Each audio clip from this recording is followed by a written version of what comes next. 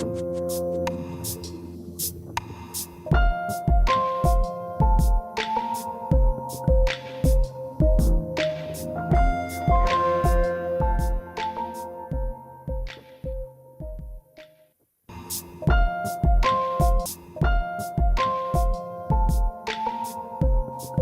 reporter, Sam Melton, White Eagle, I'm back with you.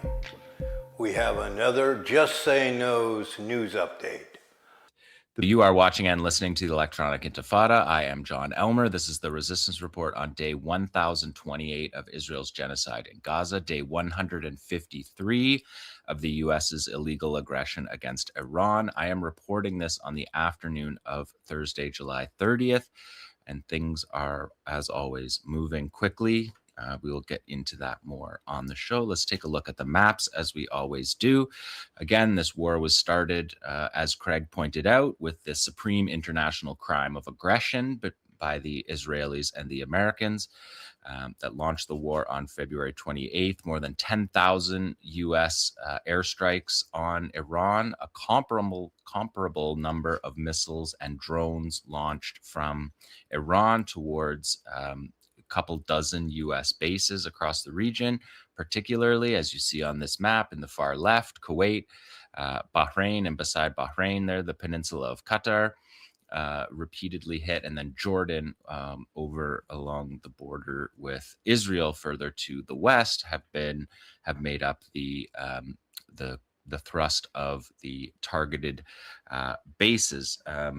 The real point, actually, this week in our weekly show was that for 5 days this week, there was an undeclared pause in fighting. The U.S.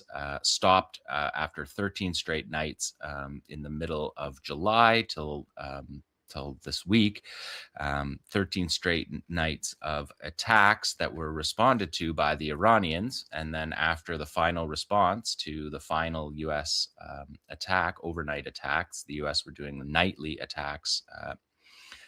Iran responded to the final one, and then there was a pause, in effect, an undeclared ceasefire, because Iran wasn't acting wasn't aggressing. They were being attacked, and they responded. And again, this has taken off, and now, as we are on the air, U.S. strikes last night, overnight, resumed, and Iranian missile attacks have resumed as well. And we'll get into some of those as we move forward. But just on the Strait of Hormuz, as we look at the next map, we can see the Strait of Hormuz, the Islamic Revolutionary Guard Navy said that, again, I've read you this pretty much every week. This is exactly what they say every time. It's also what they say on Channel 16, which is the channel, the radio channel that all ships in the Gulf, Persian Gulf, are communicating on. But it says, we warn against the use of alternative routes in the Strait of Hormuz. The entrance to and exit from the Strait of Hormuz are clearly defined and remain under our full control. The alternative routes are unsafe and dangerous, and we warn against using them, as doing so will have serious consequences. That route they're talking about is the Omani route with so-called U.S. escort, but it's not ship escort because they don't have enough resources for that. It's an aerial escort at best.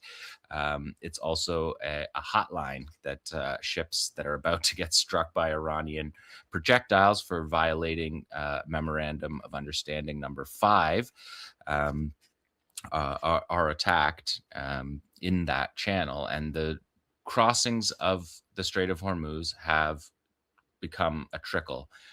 In the Omani route, it's less than 1 a day, and it's a 10 or 12 a day through the northern channel. Again, this is a significant reduction from the more than 120 oil tanker crossings before the war, down to a trickle now. And again, the World Bank has said that this is they said actually weeks ago, that this was the largest oil disruption in the history of oil. And so that was as of a couple of weeks ago. So it's that much worse today. And the understanding from industry sources is the flow rate to recover for each of these is each day it's closed is at least 1 week to resume. And so now we have been closed for months, and we're talking multiple years to recover the oil flows back up to the global supplies that are necessary. Let's take a look at the next map. We can see I showed you this map last week. It's handy to see the whole region. If you look at the bottom, in the middle there, you see it's just cut off at the bottom, but that is the Bab el-Mandeb. That is the strait into the Red Sea that is being blockaded by the Yemenis. We'll get to the Yemeni front a little bit later, but just to show you that. And then you can see here clearly the U.S. base architecture throughout the Middle East that has been targeted. And again, primarily being targeted in Jordan, Kuwait, Bahrain, and Qatar. Saudi Arabia is apparently not allowing their air bases to be used in the same way for attacks. And so they have been largely spared from this round of fighting. At least we'll see how long that holds up. Now let's take a look at this missile stockpiles, because I'll just say it straight up from the New York Times. We don't quote from the New York Times very often, but they put it pretty concisely here when they said Trump has set aside, at least for now, plans to sharply escalate American military assault against Iran, with particular concern that intensifying the war could dangerously drain the Pentagon's already diminished stockpile of Patriot and THAAD anti-missile interceptors across the Middle East. General Dan Kane, the chairman of the Joint Chiefs of Staff, has cautioned privately that resuming major combat operations against Iran was doable, but that it would would dangerously deplete interceptors available to the United States military's Central Command, which is responsible for operations all over the Middle East. Now, this is the CSIS map, the Center for Strategic and International Studies graphic. They put this graphic up as of April. And you can see the unit cost, particularly we're looking at the air defense costs are the bottom two. The SM-3 and the SM-6, those are interceptor missiles that are on Navy ships on the Aegis program. And the Navy ships, as I've reported week after week, are far too far away from the battle to actually impact it with their interceptors. They're too far away. They're too far offshore. They were too far offshore in the Mediterranean, worried about Hezbollah attacks. They're too far out into the Arabian Sea because of IRGC attacks. So those are really off the table. We saw those SM-3s and SM-6s being used in the Yemen war with the U.S. when the Yemenis were firing constantly on American aircraft carriers and destroyers. But the bottom two are the key. First of all, the THAAD, the Terminal High Altitude Area Defense, which is their most significant air defense system, $15.5 million per interceptor. Less than 100 interceptors can be made in a year. The production line for these is 4 and 5 years out from an order. Orders that are already in the production line are 1 to 3 years away. So this is just really absolutely and completely limits the Americans' ability to carry out this war. And that's why you see the stops and starts, the threats, the breaks, the pauses, because the U.S. cannot continue this. And you can see just in the first 39 days of actual combat from February to April, you can see the amount of munitions used. The THAAD goes from 360 to 190, Patriots 2,300 down to just over 1,000. Again, this is April. We have now been covering 3 weeks of exchange of fire in July alone. So why don't we take a look at the next one, because they updated this to show. And again, so you're seeing finite resources. You can see it with your very eyes here. There's no secret stocks. There's no ability to recall these weapons from around the world, previous packages that have been sold to allied nations. Most of those allied nations are using them right now to defend U.S. air bases against Iranian attacks. But look at those numbers, just in down to triple digits for the Patriot system. We've seen Patriots be fired in groups versus a single ballistic missile. We were watching that in the first round in those first 39 days.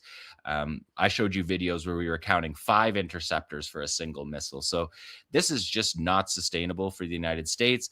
And this doesn't even include the destruction of the radars. And the radars, in some cases, in many cases, hundreds of millions of dollars per radar that are knocked out have created large gaps in this system. So it's not just the missile interceptors, but it's as this war goes on, as the US bases are degraded, as Iran targets the radar installations in particular, these missiles become less effective. And when they're less effective, they fire more of them to make up for the gaps in the radar. And so this is really a situation that the Americans can't get themselves out of. The Strait of Hormuz was open the day before the United States launched their act of aggression during negotiations, massacring people who were part of the negotiations in a secret strike, the ultimate act of aggression. This doesn't have an end where the U.S. wins this war. And for Iran, it's existential. They cannot lose this war. So they're exerting control in the Strait of Hormuz, a massive choke point for the global economy. And there's no signs of that changing anytime soon. We are going to show you a few Iranian missile operations. This first one is from last night, and it has sound in, so people be forewarned that you're going to hear the launch of multiple EMAD ballistic missiles coming up right now.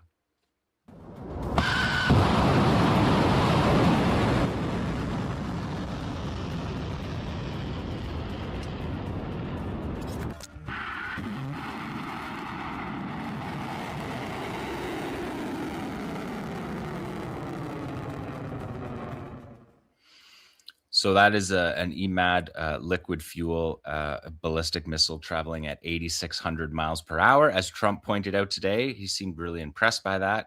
He said that they intercepted everything fired at Jordan. Just as we came on air, satellite footage emerged of what appears to be multiple F-35s struck on the apron at Muwafaq al-Salti Air Base in Jordan. We will follow that up for next week's show for sure. But again, the EMAD has a maneuverable re-entry vehicle. It is very difficult to intercept. It is why they fire multiple at each one, and has a 750 kilogram warhead, which means that when it strikes, it does very considerable damage. Let's look at the next strikes. These were from earlier in the week, just before the pause. Here we're seeing the launch of a series of Fatah 110s, Zulfagar. There you see a wave of them launched all at once. The IRGC said this was the 27th wave launched, they said, against a devastating attack against the American base at Al-Azraq, that is Muwafaq al-Salti Air Base, causing significant damage to several fighter jets and killing and injuring a number of American soldiers by destroying their military base housing. So significant strikes also at Muwafaq al-Salti is the base where 3 soldiers were killed. And I showed you that video last week and appealed to the United States military soldiers in the Middle East. There's 4,000 of them in Jordan alone and 50,000 in the Middle East. I said to send us what it looks like when you're under attack on a U.S. air base in the Middle East. Well, just after saying that, Admiral Brad Cooper, who's the head of CENTCOM, it was said that he issued an internal warning about operational security after videos surfaced of the Muwafaq al-Salti Air Base attack that was hit on July 17th. Obviously not implying that was a response to my call, but just that they are aware of the operational security and how impactful it is when the world sees the missile strikes on U.S. bases, as we saw on last week's show. You can always find Resistance Report back episodes on our YouTube channel and the Resistance Report playlist. Let's take a look at the other strike, number 7 here. We're looking at an EMAD launched here. You can see it in a daylight launch there. The first one we showed was a nighttime launch, but you can see the debris falling on it. And then there's a Fatah ballistic missile that travels at Mach 15. So that's what they're attempting to show you there, the speed at which it travels. That was launched in that last raid. Then you're going to see a group after this of Khyber Sheikhan. and Zulfikar's and Fatah 110s. Those are the solid fuel missiles that they use. You can see there with the opaque white colored smoke, that exhaust smoke from the missile to give you a sense of the solid fuel. And again, the solid fuel can be fired in less than 10 minutes. They can be deployed, road deployed. They could be missile silo deployed. Here's Shahed drones, again, that have been pinpoint accurate and striking bases across the region. Particularly just across the Gulf, where all the states that are being targeted. That's a Shahed 101 that you're seeing going up there at the end. Let's take a look at number 8. We've got some more drones here from the 27th wave. And again, the 27th wave targeted air bases in Jordan and Kuwait. And you can see the Shahed 136 here be launched off the rack launchers there. You'll see them as they get closer. This is a drone swarm that's being launched simultaneously, and you can see the racks. These next two ones, you can really see it better there. And that's how simple it is to launch these Shahed drones. You can see the rocket booster is what falls off there as it flies after the rocket boost there. It drops off the rocket booster to reduce its weight. And these have been obviously a devastating weapon throughout this war. Let's take a look at number 9, because again, I always want to bring in the fact that it's not just the IRGC that's fighting, it's also the Iranian armed forces themselves, the Iranian army, the Artesh. This is an operation on Camp Buehring, Camp Doha, and Camp Arifjan in Kuwait. And you can see them launching their Arash 2 long-range drones there, effectively a cross between a drone and a cruise missile that were designed specifically for targeting Israel. And they have announced 25 phases. So 27 phases for the IRGC plus what happened today. And 25 for the Army. That's how they are doing their accounting. And again, a phase for the Army is not a single launch. It's that whole series of launches. And a wave for the IRGC is not a single barrage. Sometimes a wave can last many hours and include many dozens of munitions fired at various targets. But that is how they are classifying their operations so far. Let's take a look at some battle damage assessment, because we're really starting to get these put together. Let's look at number 10. We can see the before and after on the Kuwaiti air base of Ali Al Salam. You can see the containerized base housing here. Again, I showed you this last week when it was destroyed at Muwafaq al-Salti, and also at Tower 22, the American base on the border between Jordan, Syria, and Iraq. And again, we can see the next slide, 11, shows you significant damage into these containerized housing units. We can see the after shot here from number 11.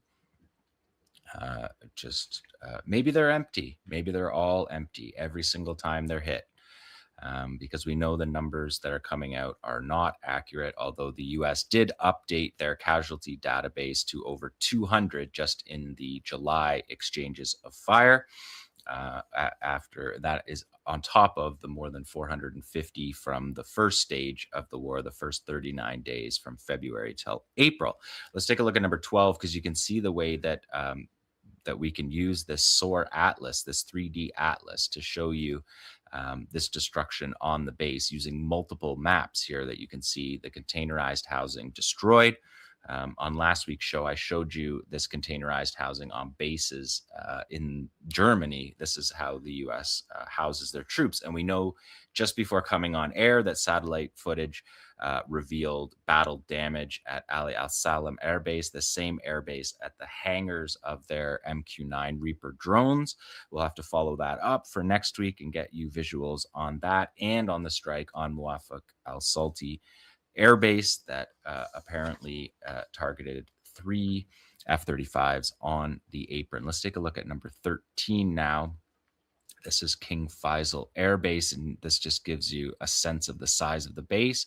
And then we focus in here on these hangars that are destroyed, and you can watch on the right-hand side You can see the panels get blown out of those three hangars. The IRGC said this was an ammunition storage facility. It doesn't appear to be. That wouldn't be where they would store their ammunition, but it's clearly hangars for fighter jets and drones, which in many ways is a lot more significant of a target. Let's look at number 14. That shows the before and after of that same strike.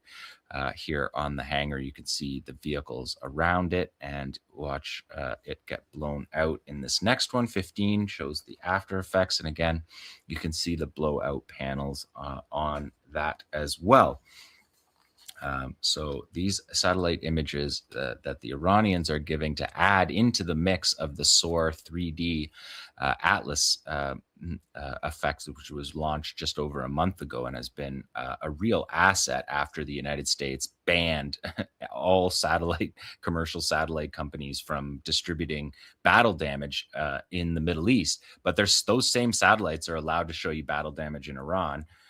Because the Americans are bragging about the battle damage in Iran and lying about the battle damage on their own bases. Let's take a look at 16. This is Ahmed Al Jaber Air Base in Kuwait, and this is an FPS 117 radar, and you can see the radar dome there.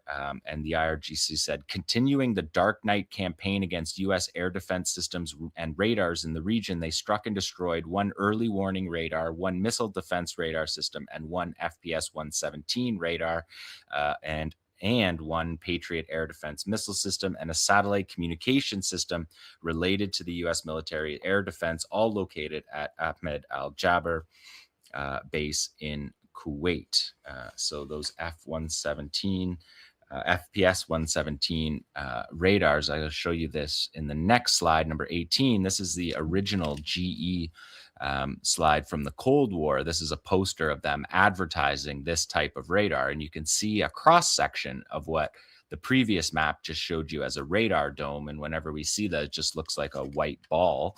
But this GE promotional poster, which was sent out during the Cold War, this is part of the U.S. missile defense program that is literally a $750 billion plus program that is being deployed in the Middle East right now and failing. Is a Cold War, is a process that began in the Cold War. And these were early warning radar stations that were set up in many cases in Canada to track Soviet launches. And so you can see on this one, inside, that looks like the dome is broken, but it's the cross section. You can see the massive size of the phased array radar that's in there, multiple stories high, and then below it, the base on which the FPS 117 sits can be a command center underneath. So maybe that's empty too, because we're not getting casualties like these ballistic missile strikes seem to indicate. Let's look at number 19, because this is an interesting one. The U.S. Relationship with Bahrain here being targeted. These are data centers, Amazon data centers being targeted in Bahrain. 2 of them were targeted. Bloomberg verified this, that satellite imagery shows 2 damaged Amazon.com Inc. data centers in Bahrain, supporting Iran's claims last week that they actually did this, which every single one of these does. The significant damage to the 2 data centers in the towns of Zalek and Ashkar, alleging that they were targeted because of Amazon's support for U.S. military operations. ACLED, the Armed Conflict Location and Event Data Organization, reported on July 24th, Iranian forces fired projectiles and hit Amazon's data center in Zalek. Following an earlier attack on 22 July, the Bahrain telecommunications company RJR Data Center in Askar, which hosts AWS cloud infrastructure, was struck on the 18th and the 21st. So repeated strikes on this cloud and Amazon data center infrastructure that you can see here clearly being targeted in this SOAR Atlas map. So that is the battle damage from Iran this week. And again, we had 5 of the days this week. There was no exchanges of fire. So I expect next week we'll have much more on Iran. Already today, we have much more. As I have stated multiple times, we are seeing satellite footage emerge just before coming on air of multiple F-35s being struck on the apron at Muafa Salti Air Base. Well, let's take a look at Yemen now, because Yemen has joined this battle and locked down the strait, the Bab el Mandeb Strait that you see there. This is a photograph from the International Space Station. You can see the strait running off the Yemeni coast. And again, where Ansar Allah and the Yemeni armed forces are strongest is along that border in the country. So they have overwatch over the strait, and they have turned back dozens of Saudi vessels. And the key to this is that Saudi has a pipeline that runs to Yanbu, which is just up in the Red Sea.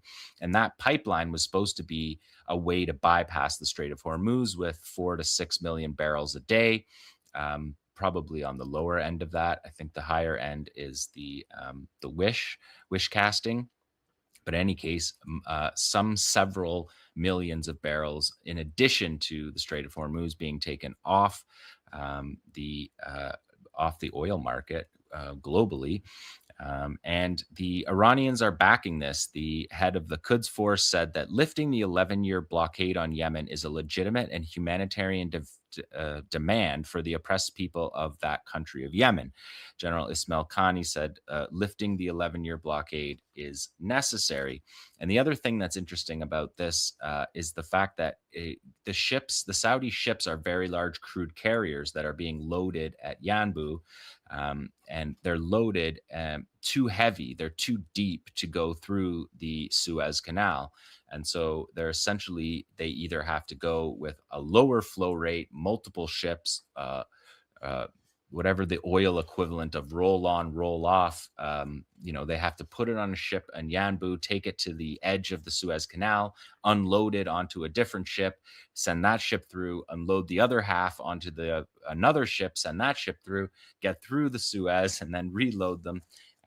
This is just something that is a really impactful blockade on the strait. And some people might ask, how did this begin, other than the fact that Saudi has blockaded Yemen for the past 11 years, a deadly blockade, a humanitarian catastrophe that has been said many times by all humanitarian organizations, the United Nations, everyone involved in humanitarian work has called this a catastrophe for more than a decade, and no one does anything about it. But the Yemeni resistance is deciding to do something about it at this time when the deal between Iran and the U.S. says that there will be a halt to aggression in all countries of the Axis. So Yemen getting in on this. But what started this latest round, I'm going to show you this with audio in. This is a missile strike by Saudi Arabia on Sana'a, the international airport in Yemen, in an attempt to block an Iranian plane from landing, a blockade of the airport also in addition to the seaport. So here's a report by Yemeni television that was shown by Tasnim, the Iranian news channel. But this is Yemeni reporters who are watching these strikes. And there's going to be audio again in. You're going to hear explosions in this next round. Let's go to number 30B.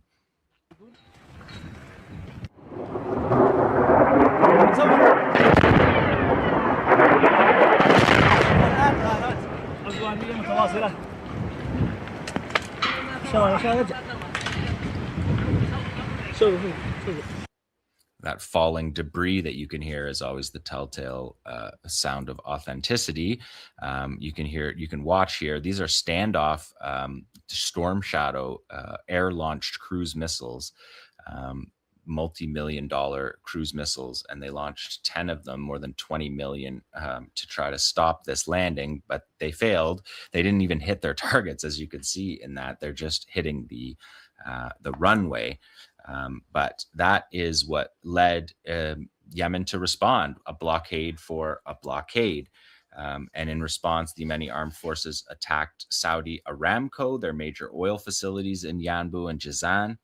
And you can see that in the next slide. They responded immediately, and you can see here from NASA fire tracking satellites, again using the SOAR Atlas, 3D Atlas. You can see what targets here, oil depots, it could be a lot worse. They could target the physical refinery as well. I think these are just the opening shots, but the main export artery for Saudi Arabia through Yanbu is under attack.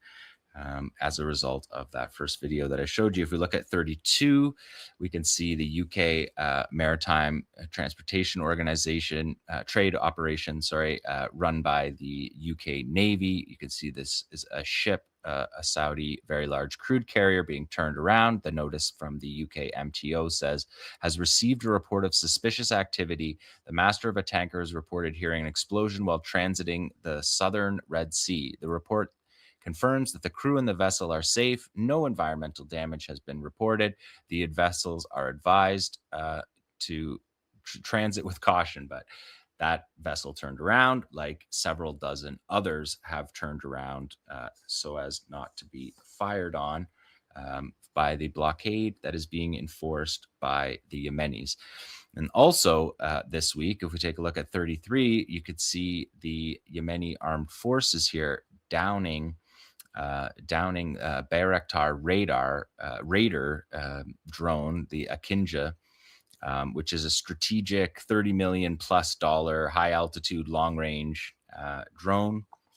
You can see it's massive, burning on the ground with the Yemeni tribesmen circling it, something we've watched on this show for almost 3 years now, watching these drones literally by the dozens, by the scores, if you will, that we have tracked. This drone was part of a major strategic alliance between Turkey and Saudi Arabia, $3 billion deal to get these drones into the Saudi. We can look at the next ones, have photos of the same thing. This drone was shot down in Al Jauf, which is in the north of Yemen. Earlier this week, and you can see it. And this is a joint project. The Bayraktar Akinja project is such that they are training. They trained the first group of pilots graduated late last year, and at the graduation ceremony was the Air Force commanders from the Saudi and Turkey Air Force. So this is a real joint project here. And this particular drone, this Bayraktar drone, has 24 hours endurance. It can carry a 1,500 kilogram payload, so it has offensive capabilities. It's a sophisticated drone that can be interoperable with fighter aircraft. And so this is really the crown jewel of Turkey's military industries that we're looking at burning here on the ground. And Yemen didn't let that pass. They put out this psychological operations video this week about the Bayraktar drone being dropped. You can see it here. There, it's the crown jewel of the military manufacturing. It says here it's going to talk about the summer of 2023 deal that just had its first pilots graduated late in 2025. And it's one of the largest deals in Turkish military export history. And you can see the plane there is very significant. They're showing us there the radar of the the assumption is that as a 358, we can't see it enough, but this drone flies 10,000 plus feet higher than the MQ-9 that had been picked off time and time again with the 358 missile. And this says your gamble failed. What remains is debris. So your gamble of sharing military technology with Saudi and then deploying that in Yemen, that gamble failed, according to the Yemeni armed forces. And just one quick note from Lebanon, the Israelis said that an FPV drone overnight on Tuesday struck an Israeli D9 armored bulldozer at the Ali al-Taher Ridge. And that is the ridge that the Israelis said they controlled, and Hezbollah said they will not control and do not control. That's the strategic ridge line north of Beaufort Castle. So that FPV strike, Hezbollah did not take credit for that strike. They have otherwise adhered to the ceasefire. And of course, Israel has not, with daily violations as ever. So this has been the Resistance Report on day 1028 of Israel's genocide in Gaza, day 153 of the Iran War. And again, you can find past episodes of the Resistance Report on our YouTube channel at the Resistance Report playlist.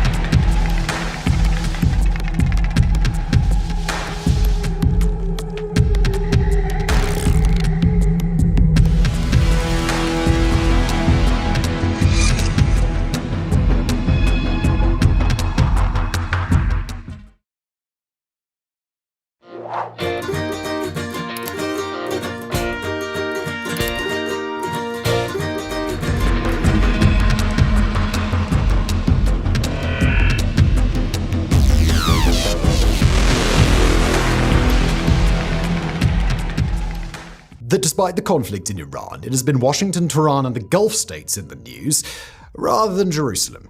Well, that might be about to change. Throughout the Iran war, Israel has been occupying roughly 1/5 of the country of Lebanon. Fighting had previously come largely to a halt, with a historic deal in place between Jerusalem and Beirut that was set to hand over control of this territory back to the Lebanese government, which would then take over the job of dismantling Hezbollah. Lately, though, it's starting to seem like Israel's gotten itself stuck. The withdrawal process has been moving at a glacial pace, and there are still over 1 million Lebanese displaced from their homes.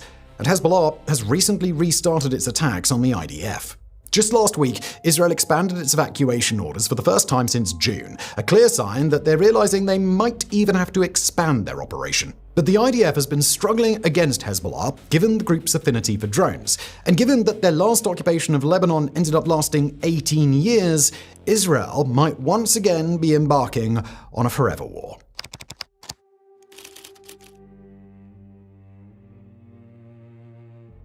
For several months, Lebanon was the country in the Middle East that nobody could stop talking about. The little state to Israel's north was in the thoroughly unenviable position of being a bargaining chip in somebody else's fight.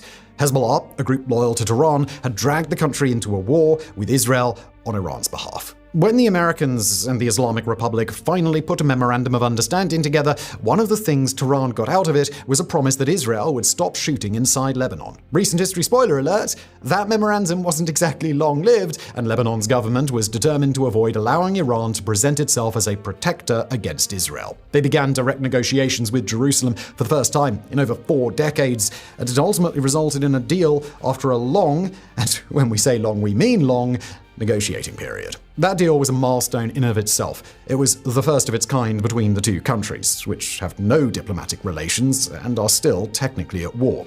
But despite the champagne bottles popping in Washington for having agreed on something, it was always clear that this was just the start of a process that might take months or even years to conclude. The deal was supposed to provide a one-piece-at-a-time approach to the Lebanese south, where Hezbollah has long maintained a strong presence, and from where it has often launched rockets into Israel. If things went according to plan, so-called pilot zones would roll out gradually, where the IDF would withdraw its forces, the Lebanese armed forces would roll in and finish the work of disarming Hezbollah, while civilians would be allowed to return to their homes. Once verified to be complete in that area, the process would repeat elsewhere until Israel had fully pulled out of the country and, ideally, Hezbollah was gone from the south. That said, the deal was not universally well received inside Lebanon. It had supporters, for sure. Many backed it in the hope that they'd finally be able to stop Hezbollah sucking the country into various wars. But it had opponents too.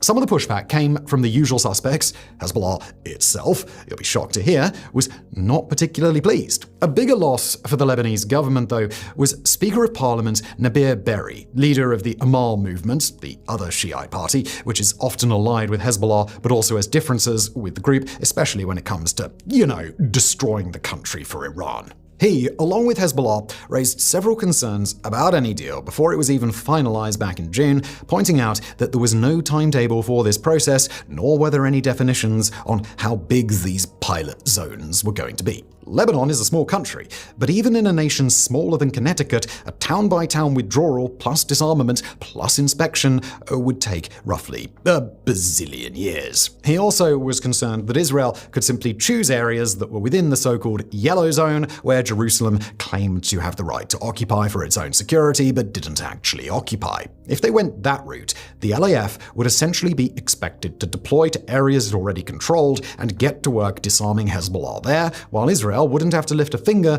or withdraw from a single inch. Opposition aside, though, the deal was agreed to, and only time would tell if it's going to work out. For Jerusalem, the prospect of occupying Lebanon always risks a forever war, given the long history of various campaigns into the land of the Cedars. Israel has variously invaded or carried out air campaigns against its neighbor to the north more than half a dozen times, including an occupation that began in 1982 as what they thought would be a short-term plan to smash the Palestine Liberation Organization. 18 years later, they were still there.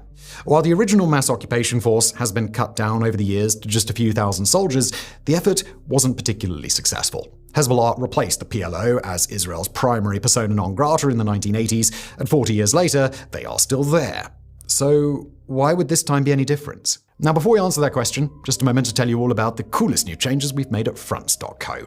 As regular viewers will know, Fronts.co is our subscriber site where we publish exclusive videos and expert-written articles going deeper into the conflicts shaping our world. But now, we've added an extra little perk for our loyal subscribers. Starting this week, anyone with a Fronts basic membership will not only get access to exclusive videos, articles, and podcasts, but will also unlock ad-free viewing on Warfronts.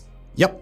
Every single new episode of Warfronts is now available to watch on Fronts.co without adverts, sponsors, or promos like this. All at the frankly absurd price of $5 a month. So if you'd like to see more of me talking about war and less of me doing ad reads like this one, head to Fronts.co and sign up. That's Fronts.co, it's $5 a month. And now let's get back to Israel's latest forever war.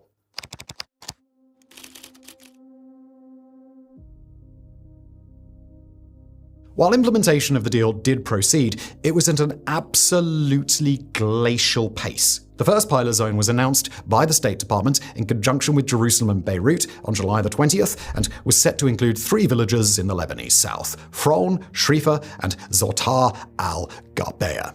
The selection wasn't fantastic for either side, as it contained 2 villages that the IDF was not present in, along with one that Israel was occupying.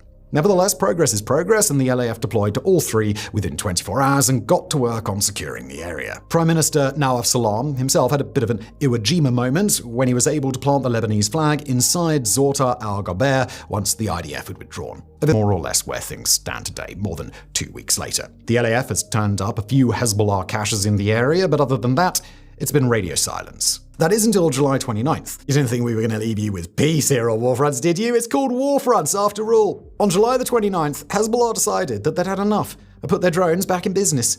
One of them was able to strike an Israeli D9 armored vehicle working alongside the Ali Taher Ridge. That vehicle was unmanned, so nobody was killed or even hurt, but an attack is an attack, and Israel didn't plan to let it go unanswered. IDF Chief of Staff Lieutenant General Eyal Zamir, speaking from inside Lebanon, announced that his forces were considering pushing deeper into the country, including retaking the one village they had withdrawn from. The following day, Israeli officials told Channel 12 that there would be no further withdrawals from the area that the IDF currently holds. It was frozen outright, with no clear mechanism to even get the limited deal in its pilot zones back up and running. Now, at the time of recording, Israel hasn't actually pressed on ahead further into Lebanon, and a brand new round of negotiations is taking place, this time in Rome. On Wednesday, the talks were briefly suspended, with both sides blaming the other. Israel blames Lebanon for leaking details of the discussion, while Lebanon blames Israel for worsening the security situation in the south of the country. Jerusalem then followed this up with airstrikes on Tibnin, where a drone hit the roof of a prayer hall at the town cemetery, killing 1 man and wounding 12 others. The more substantial hits came about 25 kilometers to the west at the town of Al-Mansouri. There, 4 Israeli strikes hit buildings and villas in the Gazela neighborhood on the town's outskirts. Elu Aweya, the IDF's Arabic language spokesperson, then ordered every resident to clear out to at least a kilometer north of the village, with more strikes following in under 30 minutes. Now, from one perspective, this is just another name to add to the more than 100 towns and villages the IDF has so far forced evacuations from in Lebanon. This one is special, though, because it's the first one since the deal with Beirut was reached, the whole point of which was to allow Lebanese civilians to be able to return to their homes. Importantly, Al-Mansouri also sits partially north of the Yellow Line, so not only is it not an area that Israel had previously intended to occupy, it's not even in the area that Israel envisioned itself laying claim to. So yeah, none of this is really looking too promising in terms of Israel pulling out at any time soon. But that's due to one basic factor. The IDF is having a much harder time in Lebanon than anyone expected. When it comes to military prowess, the IDF is usually ranked at the top of global militaries, and for good reason. They are consistently able to punch well above their weight.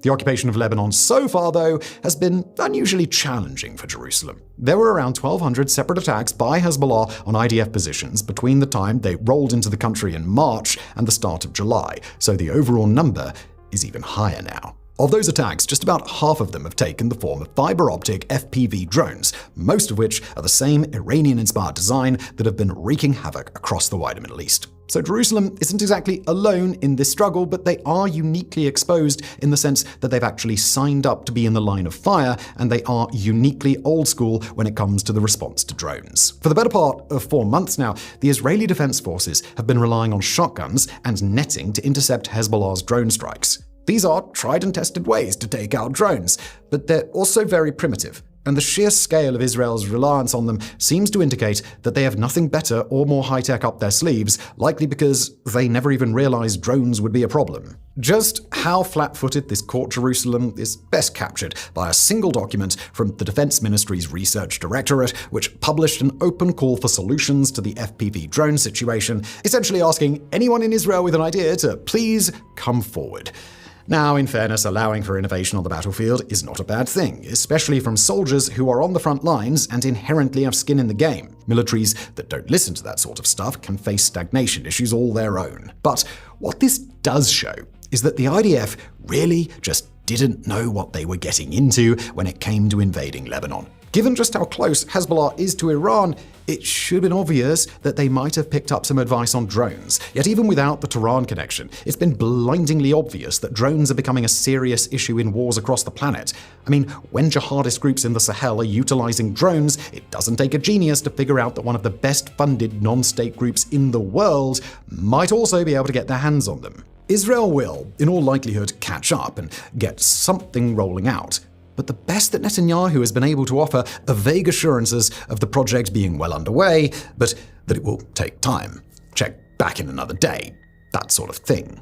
And waiting for those anti-drone systems comes at a price, one increasingly being paid for in lives lost. An Israeli military official laid out exactly how this can end up being a vicious spiral in a piece for foreign policy at the end of June. There is still no answer to the drones, he wrote, quote, "Because of drones launched against us, we have to move the yellow line," referencing the border marking where Jerusalem claims the authority to operate. And we've seen that play out time and again. Hezbollah attacks Israel, usually with a drone, and because the IDF has been struggling to intercept them, their way of hitting back is to punch deeper into the Lebanese interior. All of which bodes ill for anyone hoping for a quick war.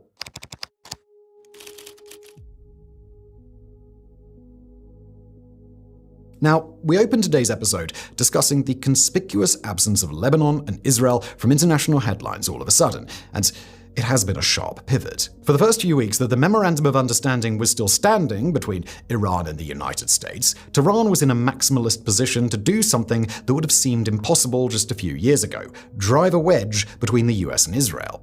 During the MOU, Tehran was consistently able to dangle, you want Hamas open, do you?" in front of Washington and say, "Yeah, we'd be happy to open it.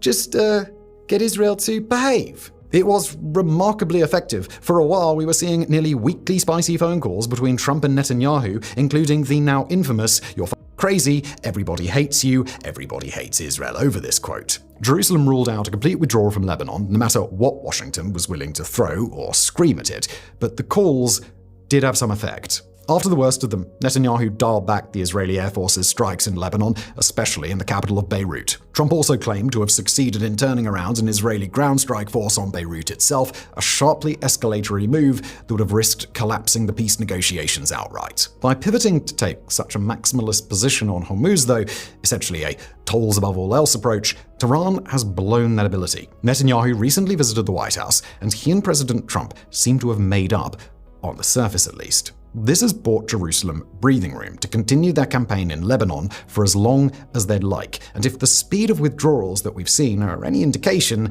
they are going to be occupying the country for quite some time to come. There's a second reason Netanyahu also has no interest in leaving, though, one that goes beyond merely dealing with Hezbollah. Israelis are slated to go to the polls on October the 27th, in the first national election since the October 7th attacks. The Knesset dissolved itself on July the 17th after Netanyahu's ruling coalition fell apart, meaning this will truly be the first time ordinary Israelis are able to express where they want the country to go since all of these wars have broken out. And signs are that the campaign is not going well for Netanyahu.